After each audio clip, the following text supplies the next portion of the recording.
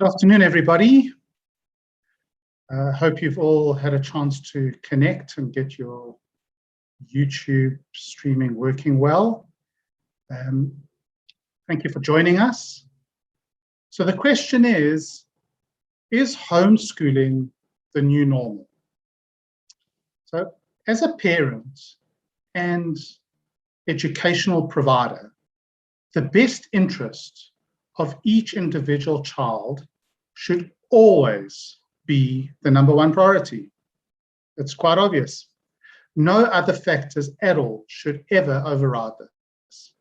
With so many educational options available for children today, there's no longer need to force all children into the same educational system.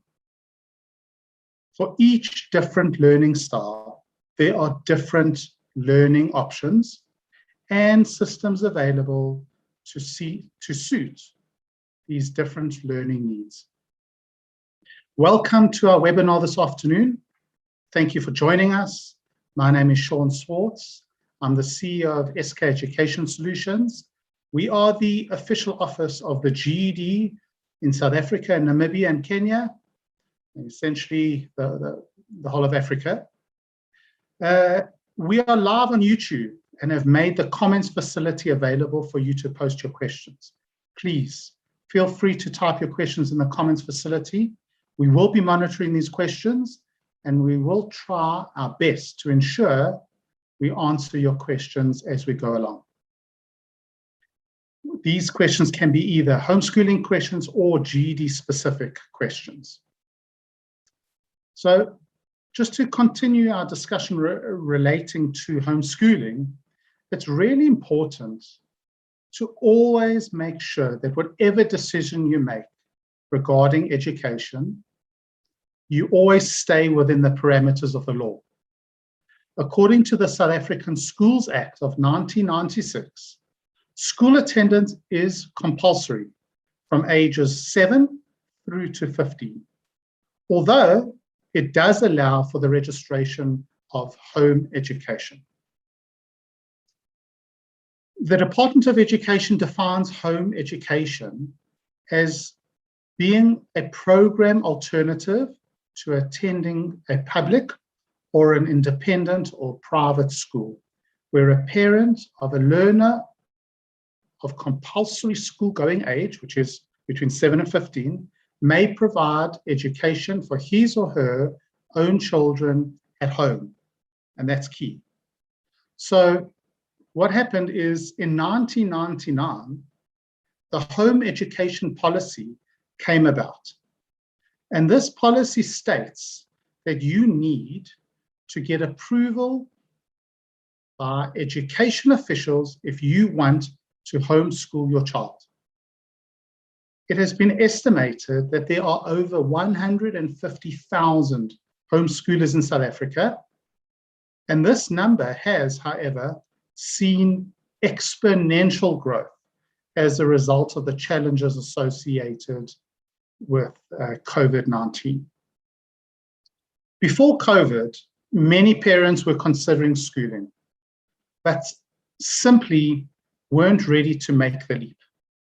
However, what we have seen is that the pandemic has been a serious catalyst that has pushed many families into making the decision to switch to homeschooling.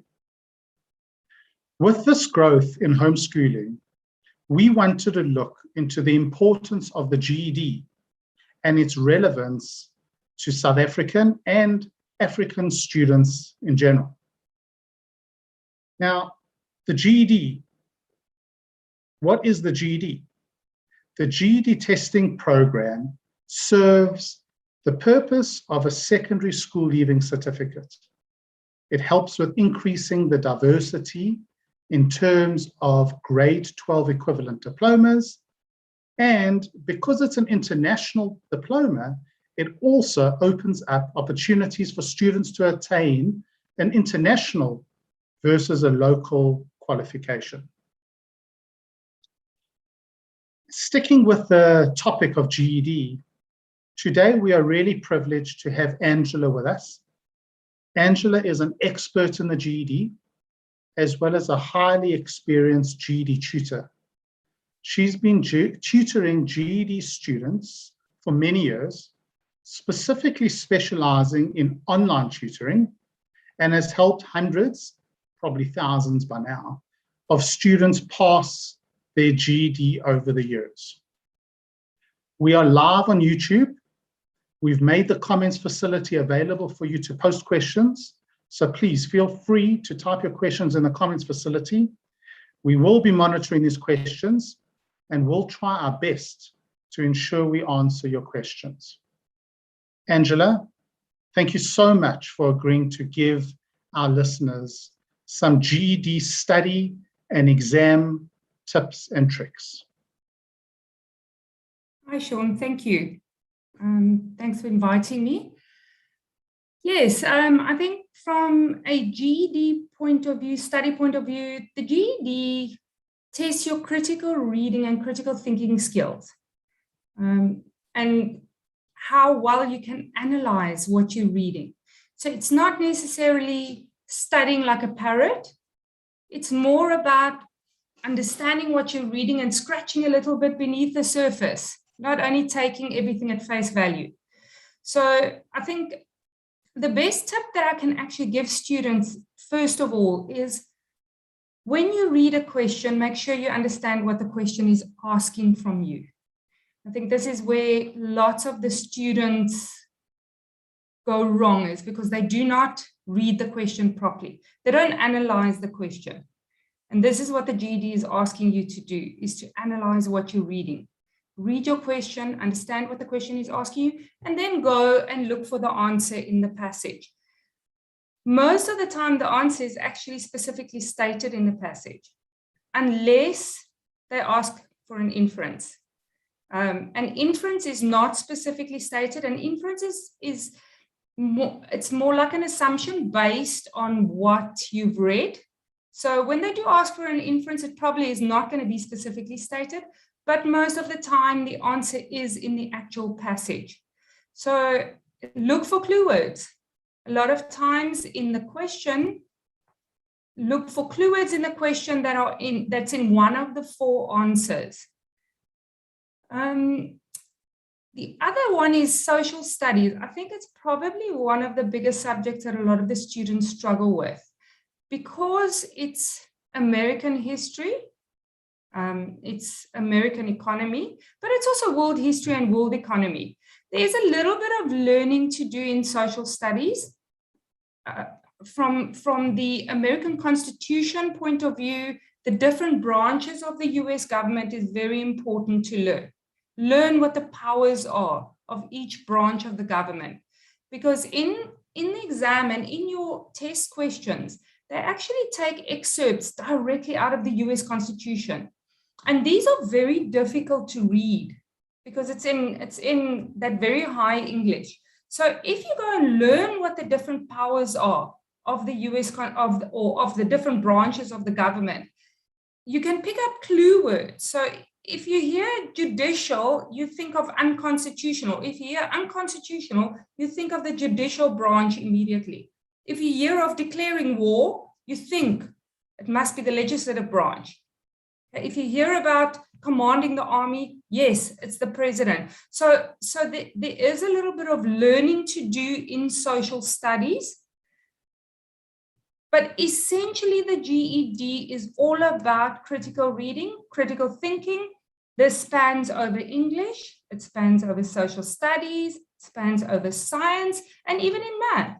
In math, read your question, make sure you understand what your question is asking you before you go and try and find the answer. Because if you don't understand your question, you're not going to get to the correct answer. Thank you, Sean. Thanks, Angela. I think it's really important, all these items that you've said. I think just to highlight some of them before we go into a questions and answer session, which I think is the most important part. That is, the GED is critical thinking based. It's not learning off by heart. And I get this question all the time. I often see it. We get a student that says, not all the content in science or social studies is covered, but why not? And they actually don't grasp the concept. The concept is that we don't teach the content, because there's no point in learning everything off by heart.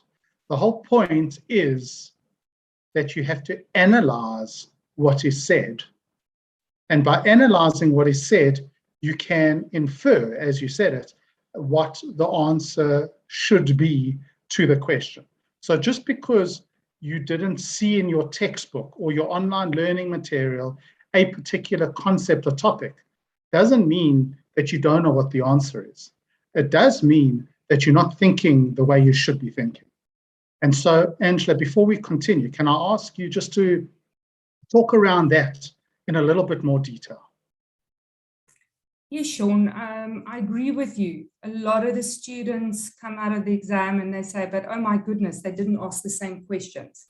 They're not going to ask you the same questions.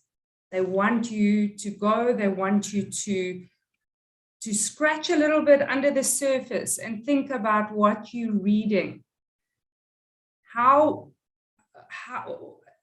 think one of the things that I do try and teach the students is to look at a main idea of a story, to understand what is the main idea, where do you find the main idea. So these kind of things, when you look at a passage, you need to understand, first of all, what is the point of view? What is the narrator's point of view? Why is this person writing this passage? What do they want to tell you? Because a lot of times they don't tell it explicitly. You got to read implicit language also. You need to understand where to find the main idea. What is the point of view? These are the kind of things that the GED teaches you at the end of that. And these are the things that you use in everyday life. It's not about repetitious learning at all. This is about things that you use in every single day life. And even like I said, in science and math, it's the same thing. Science, you do not have to go and learn things off by heart. You have to learn to apply things though. You have to learn to go to a passage and look for the answer. This is what the GED is all about. Yeah, I think you're 100% right. I mean, the whole point of the new generation and the work environment these days is not about knowing certain information. It's about being able to analyze the information. And I use the analogy of the GED doesn't care what you learn off by heart, because you can just use Google to find out any information that you need. But to thinking is the key. And that is where I believe the GED teaches and give the skills to the students of the future. So a reminder, please type in your comments and questions in the comments facility. We have another guest with us. Her name is Lindsay. She has actually worked in the education industry for the last 15, 16 years with a specific focus on international qualifications.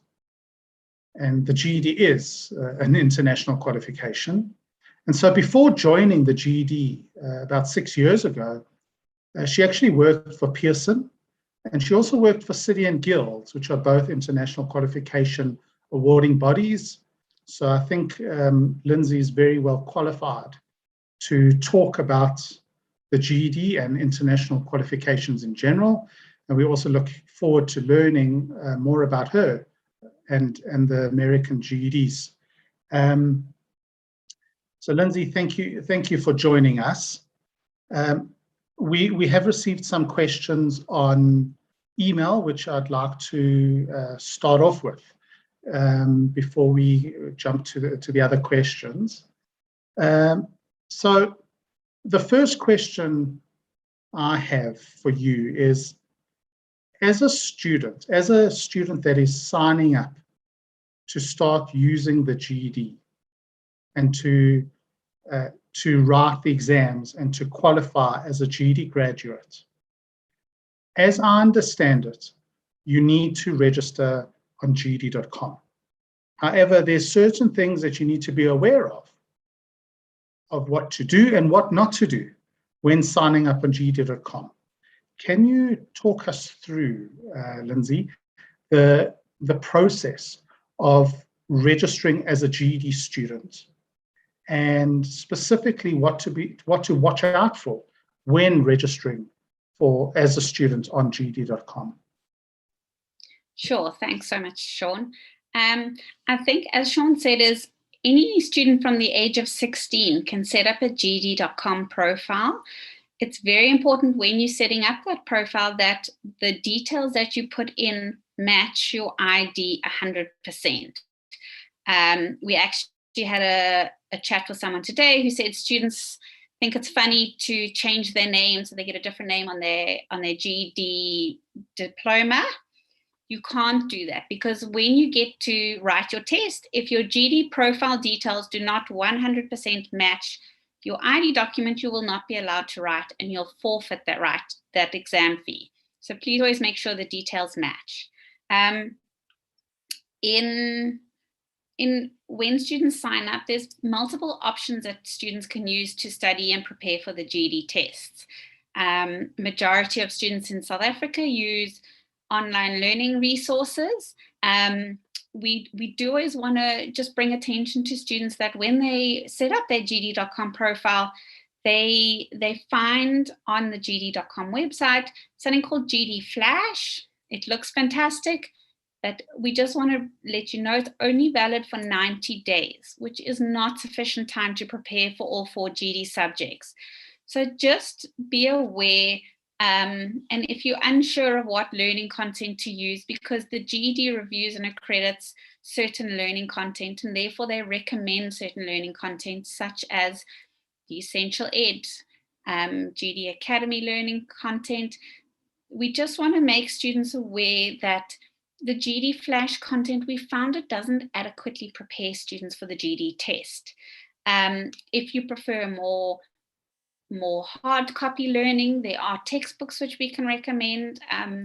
But if you're a new student and you're unsure of which way you would like to study or which content you'd like to use, or whether you'd like to study at home on your own, with an online tutor or at a tutor center, you're more than welcome to contact us to check what is accredited. It's important to make sure that what you study or who you study through are credible. They have been evaluated by the GED and they're accredited. So a student, once you start studying, you set up your GED.com profile, you study, and that profile is what you would use to eventually book your tests, receive your results. So it's very important to set that up. You'll also on it get alerts, which you need to clear before you can book your test, but I'm sure we'll discuss alerts in a little while. So I think just the warning message from you specifically when registering your GED.com profile is that it's quite enticing to see GED Flash there, and when you convert the price and you look at it and you convert it to rands, it looks cheaper than anything else that's out there on the market. The problem is that a lot of people don't realize it's only for 90 days, 3 months, that's it. That's not enough time to prepare for your exams, because I'm sure if Angela had to tell you, it would probably take between 9 and 12 months. And so it may seem cheap, but actually you're going to have to pay 3-4 times that just to keep renewing your GED Flash profile if you wanted to use that. So there are other products out there that are very reasonably priced and are valid for an entire year. So it's just a warning. Take it as you may. It's just very, very important to know. Now, Lindsay, there cannot be a GED webinar that we run without me asking you the following question before we jump into other questions. I'm sure you even know what the answer is. I'm sure you even know what the question is before I've asked you. The question is as follows. can I apply and go and study at a South African university once I graduate with my GED? And if I can, how do I do it? And I mean, this is a question that comes up every webinar, so we may as well just get it out the way very early on. So for the last few years, University South Africa has no longer been accepting applications from South African GED students for foreign conditional exemption. Now, over the last year or so, we've done a lot of work engaging with several tertiary institutions, both locally and internationally. And why we've been doing that is we've been finding alternate ways for students to study further should they want to. Now, if a student does specifically want to study at a South African university, let's say teaching. Teaching or nursing seems to be an extremely popular question we get. So the South African Nursing Council has said that they will recognize and accept students with their GED and the SAQA NQF evaluation letter. Netcare Training Academy or Netcare Nursing Academy, we've also engaged with them, and they have positions available for students who want to study nursing. There's a link they can complete.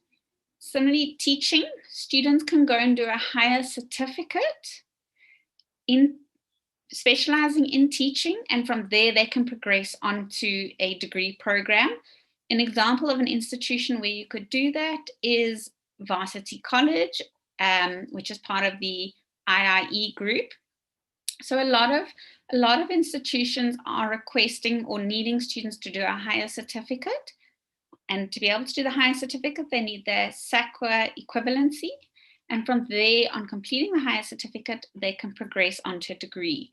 Boston City Campus and Business College have the same agreement that students can do a higher certificate and then progress onto the degree. And if the higher certificate is in the same specialization as the degree, they will even consider certain transfer of credits into the degree program.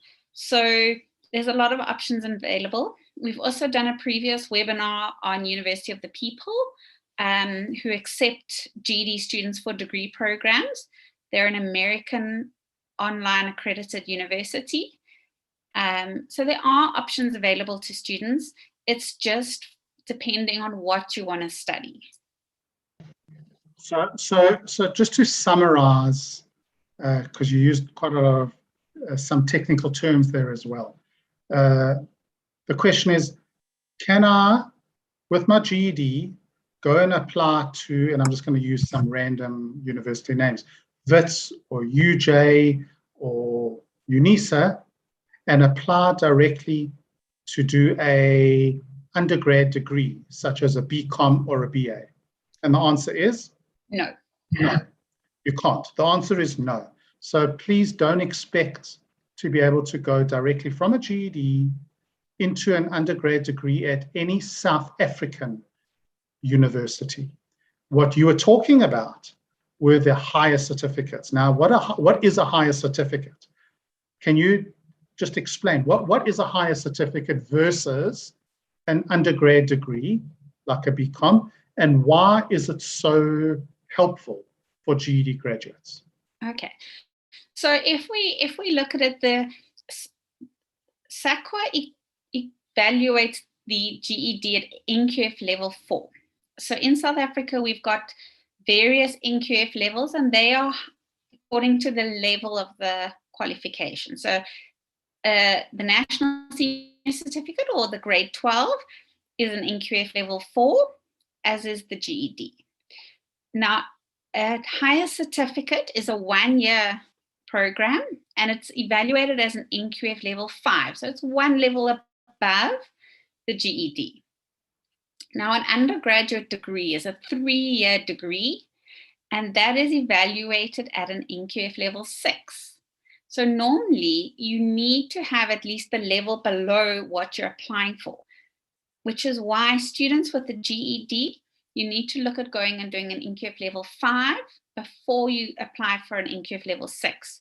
So therefore, you do your 1-year higher certificate before applying for your 3-year degree program, but several institutions will give you a transfer of credit, meaning some of the courses that you've done at the higher certificate, they will recognize and give you credit for that in your degree program, meaning that in your degree program, you might study for 2.5 years instead of 3 years.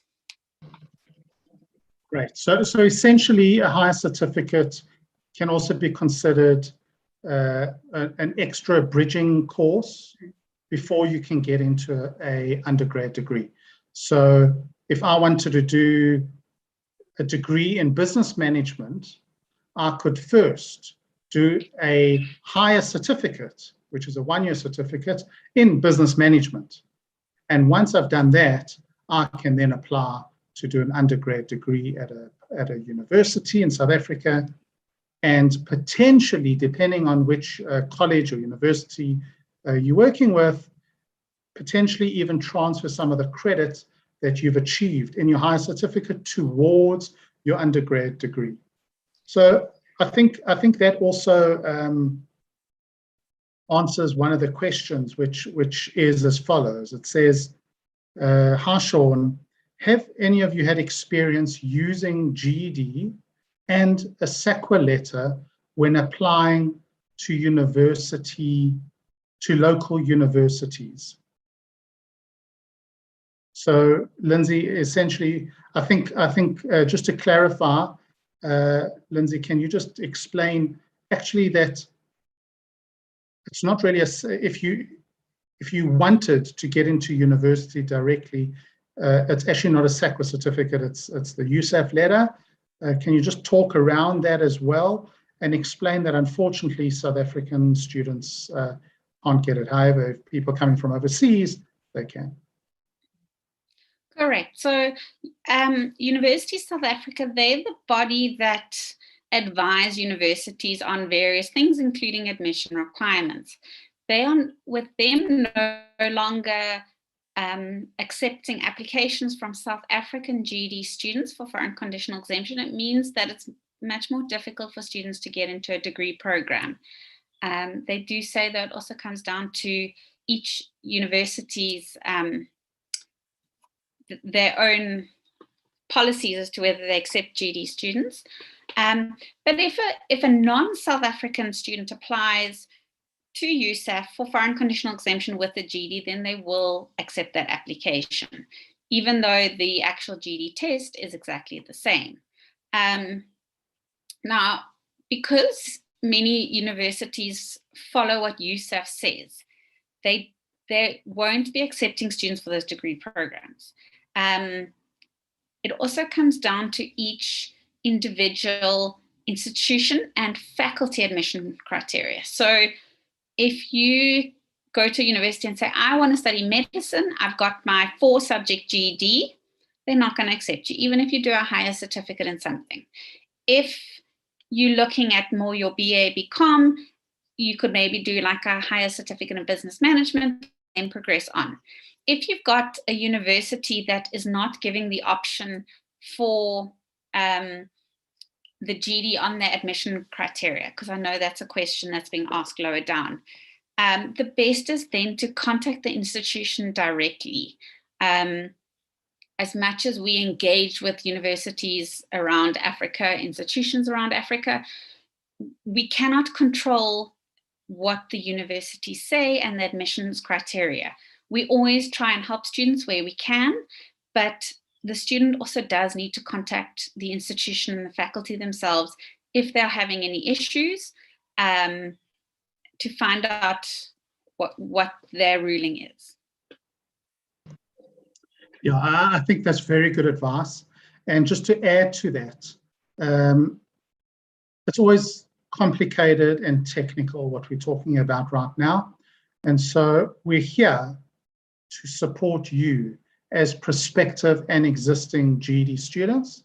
And so you are more than welcome to contact us privately, and we're happy to guide you along the way. How do you get hold of us? Well, there's multiple methods. The first one is our website, www.ged.org.za.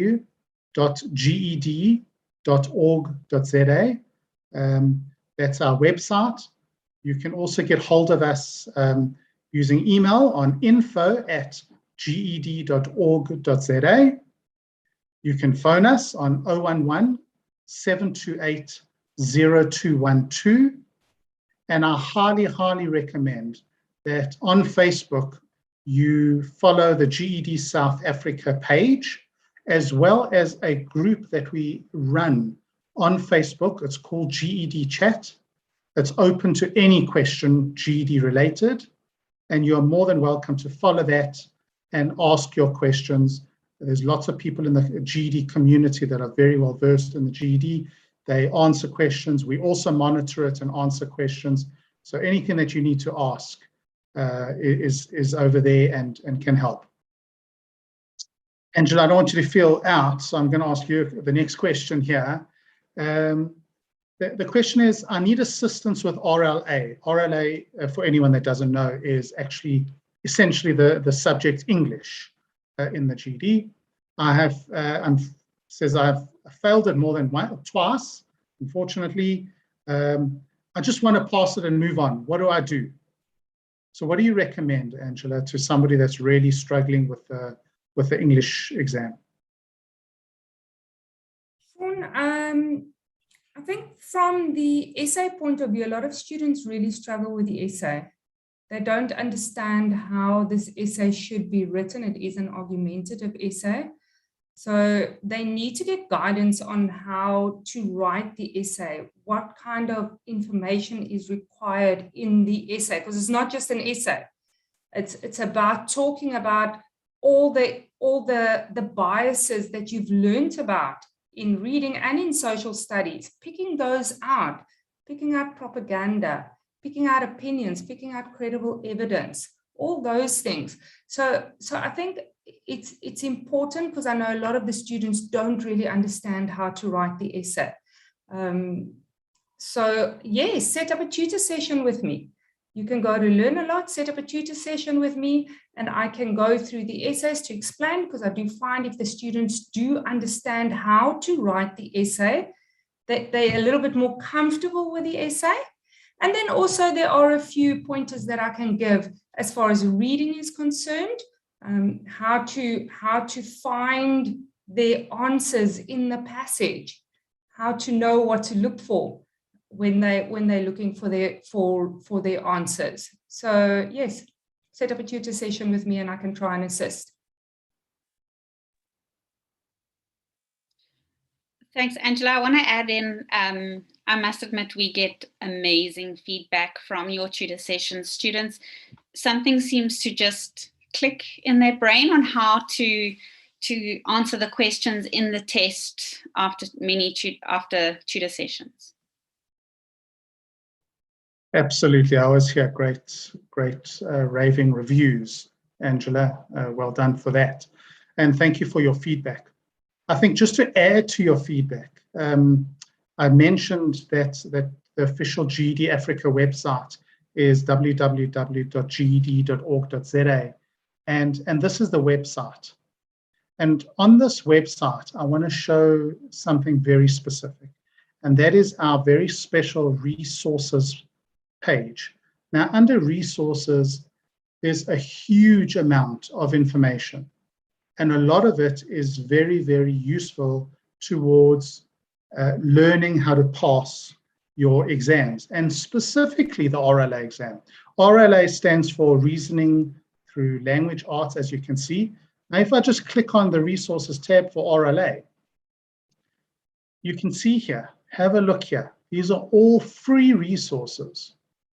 And look how many there are specifically on the essay. It's called an extended response, but it's essentially an essay.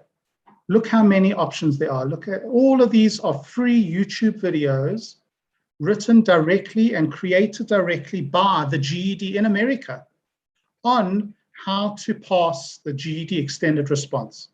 And then how to deal with the tips, how to determine the position, how to write a well-supported essay, make a plan and write it, how to write the body, how to write a fully supported response, how to check and revise it.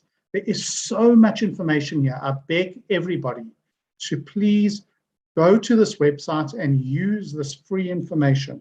There is so much there that is so useful. You must please use it.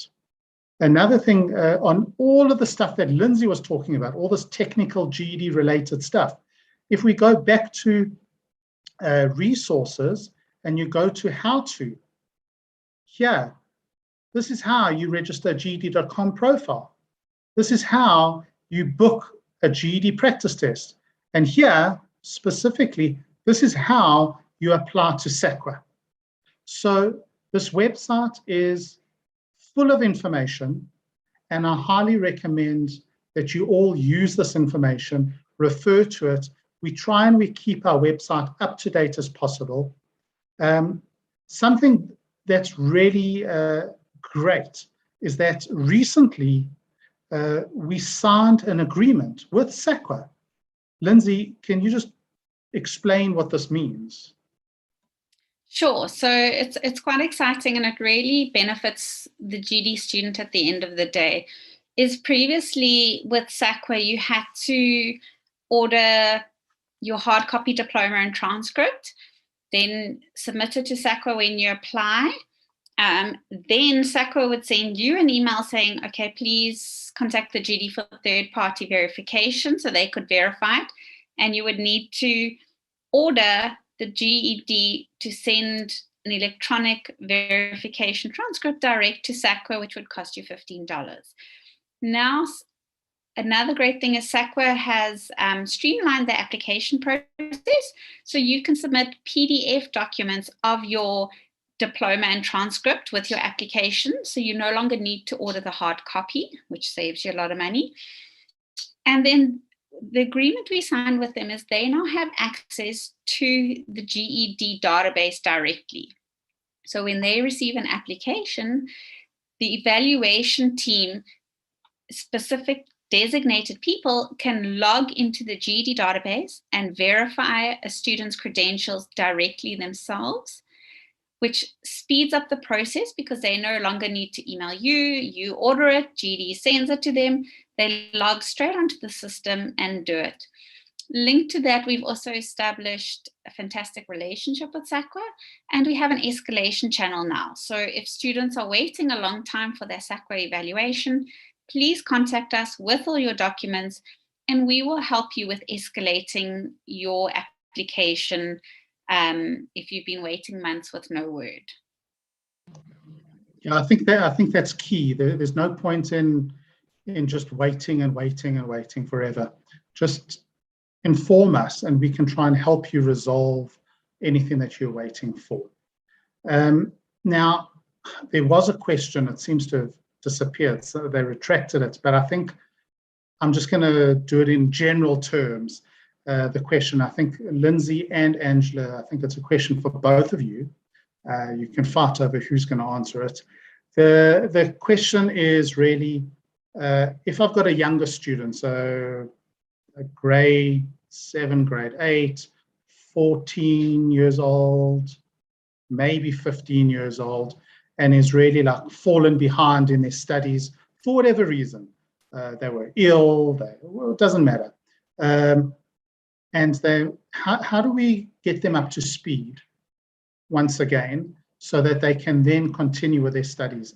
And let's just talk GED specifically here. Let's say that they don't have the skills. They maybe don't have the English skills, and they don't have the math skills to do the GED.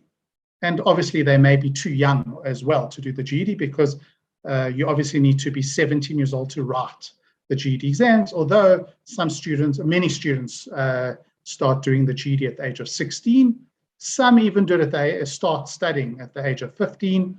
But if they don't have the skills yet, if they don't have the mathematics and the English skills, what do we do? What do you suggest to these parents?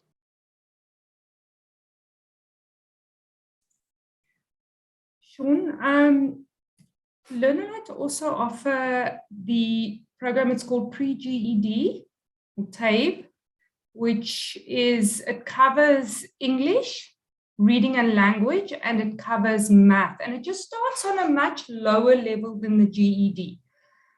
And we suggest that students that are 15 and a half start with TABE, just to bring them up to speed a little bit with their English and their math. It doesn't cover social studies and it doesn't cover science, because the skills that you learn in English, in RLA, are the same skills that you use in social studies, and it's the same skills that you use in science. So this is why it only focuses on reading and language, and then of course math. It starts at a much lower level, because we do find that a lot of it's probably one of the subjects that most of the students struggle with in the GED is math. So the pre-GED just starts at a much lower level in math. And then once they've completed the pre-GED and they turn 16, then they can move on to the GED and hopefully be ready to write the exams when they're 17. And that pre-GED course or TABE course, it is available. Any of the providers that provide the Essential Ed online learning content would be able to provide access and the learning resources for this TABE course. So if you buy your Essential Ed learning resources from Online GED or from Past GED or from Monia, as just an example, any of those, if you ask them for their pre-GED or for their TABE resources, they would also be able to provide it. And I think just to clarify, I mean, when you say it starts at a much lower level, I mean, my understanding is it starts at a really low level, like at a grade 3 level. So it starts very low and builds you up all the way to being ready to start the GED studies. And as you said, which is the most important thing, it doesn't focus on anything but the English and the maths, simply because it's helping you create these critical thinking skills that you're going to need in the GED. Correct. Great. To ask the next question, Lindsay, due to COVID, getting an ID book is still a nightmare. What do we do?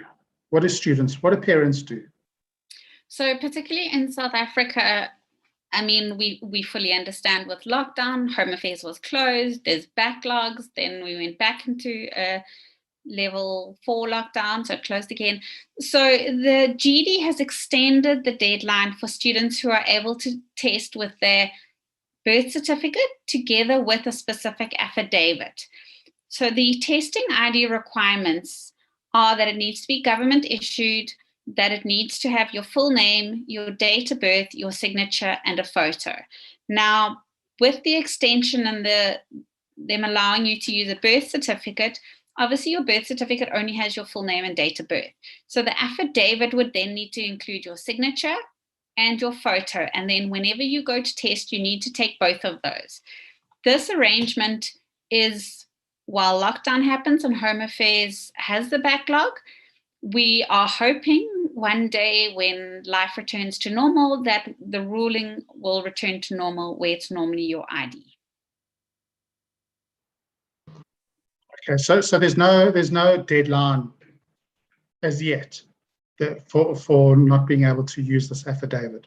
So I've put a link in the chat to that affidavit that you're talking about if anybody needs it. Another question we get very often is accommodations.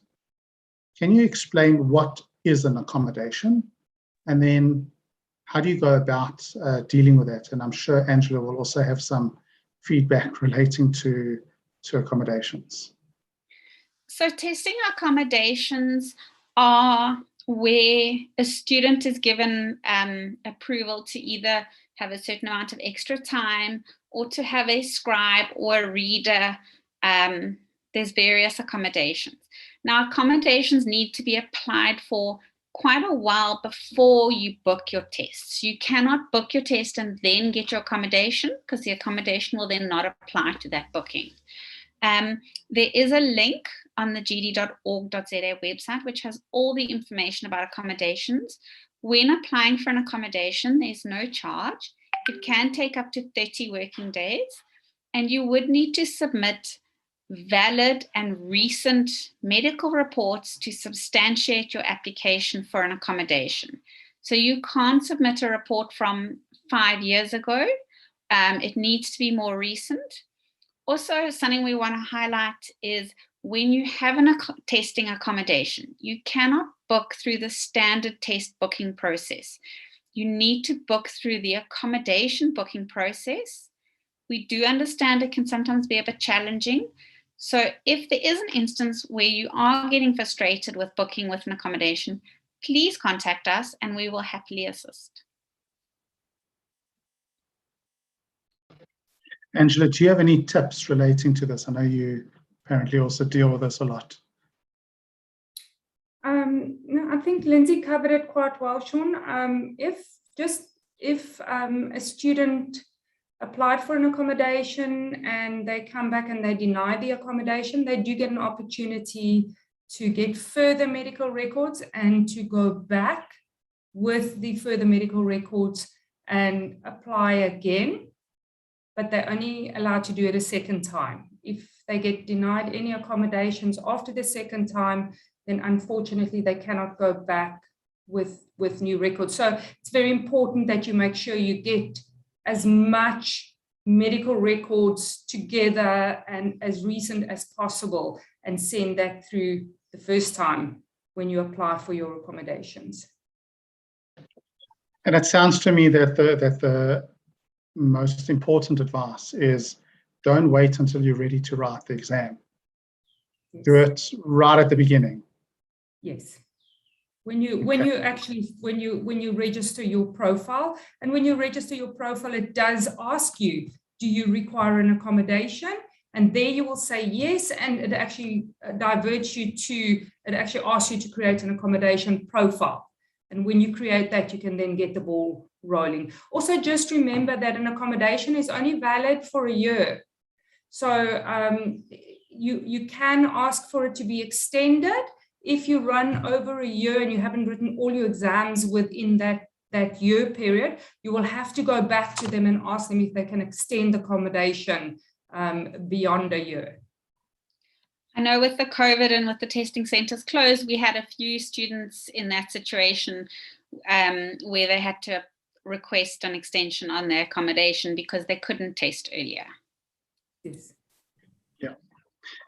Here's a question that I've just received, and that is, can I write my exam online at home? I don't want to go out because of COVID. Can I write my exam online at home? I think this is a question I get very often. And unfortunately, so with COVID, the GED has been piloting online proctored exams in certain states in America. It's not available in all the states, only certain identified states. It is currently not available internationally because it is still in the pilot phase. The GED fully understands that with COVID, there is a risk going into testing centres, and we can sympathise with you on that. But unfortunately, due to the stringent security measures associated with GED tests, internationally, GED tests can only be written at an accredited testing centre. We cannot organise online tests for you, regardless of what the circumstance is, unfortunately. Sean, can I also just add, as far as the tests are concerned at our testing centres, they do try their best to make it as safe as possible. And I think also just so that the students do understand, if they cannot get a test date tomorrow or this week, it is because they can only test one student at a time. It's not like before COVID where there were a few students sitting in on an exam. They can only test one student at a time. So it might take you a little bit longer to actually get an exam date because of that. Yeah, I believe they're very, very stringent with their COVID protocols. Another question that came through my son just failed his oral A exam. He got 144, but 145 is a pass. Can we apply for a rewrite? What do you recommend? Sean, on the RLA, yes, the students can apply for a rewrite, but remember, it's only the essay that gets rescored. And remember that the essay is only out of 6 points. It's 20% of your final score. So I found on so many occasions, and you pay $50, which is, I mean, the exam is $75. To remark it is $50. If they remark it and they do get that 1 point, then you will get your $50 back. But up until now, I've not seen a student that has received an extra mark. Well, that was my question to you. In your experience, has anybody ever that you have applied to got an extra percent or got an extra mark, not a percent? No. So the answer is, please don't waste your money. Don't apply for a remark, because the chances are you will not get it. Rather spend the money on another exam. But before you go and write that exam again, spend time reviewing, restudying, preparing, going to the GED website and looking at all those free resources, speaking to Angela, whatever it may be, but just prepare further. You're just not going to get through. It's just a 1 mark. We often, sorry, Angela, I know you want to say something, but we get this all the time. And not only that, we often get asked, well, we only failed by 1 mark. Can't you just give us that 1 mark? The answer is no. You will never get it, ever. Unfortunately, that is the rule by the GED in America, that they do not give extra marks for any of the exams ever. They will never push anyone through. It's an internationally standardized exam, and they will not change or water down their exams in any way whatsoever, and therefore the answer will always be no. They will never give you an extra mark.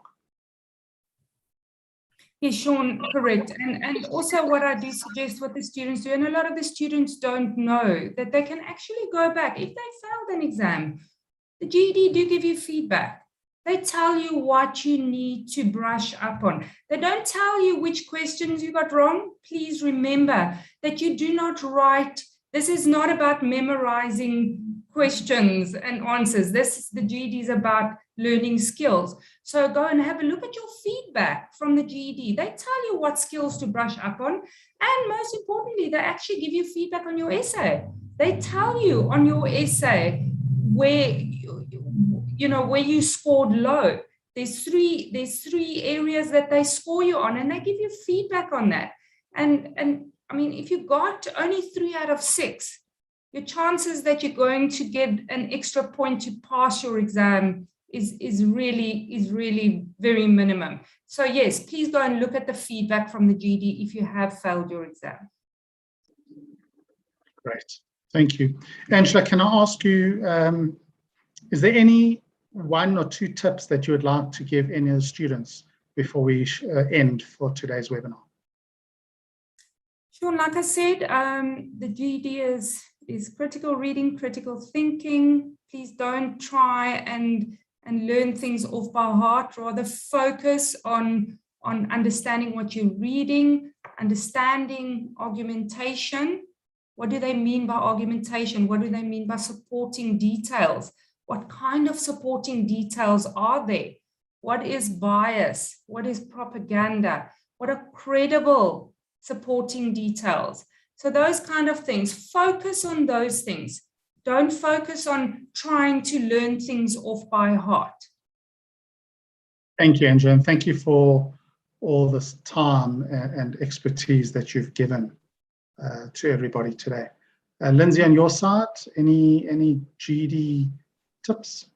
I think it's more just to students is don't sit at home and feel alone. If you've got questions, If you've sent documents to the GED and you haven't had feedback, come to us, ask us.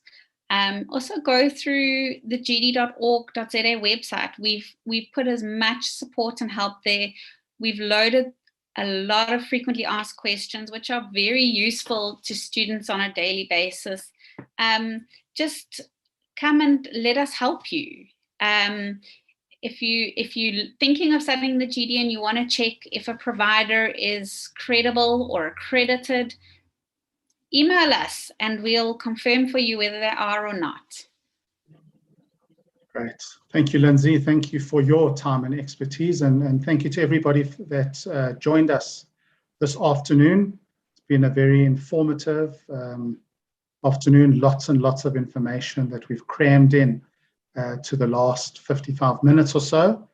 And so thank you to everybody, and please join us on Facebook. Just search for us on GED South Africa or GED Chat for the group. Have a look at our website, contact us, anything you need. We're here to help you. Have a great afternoon. Thank you.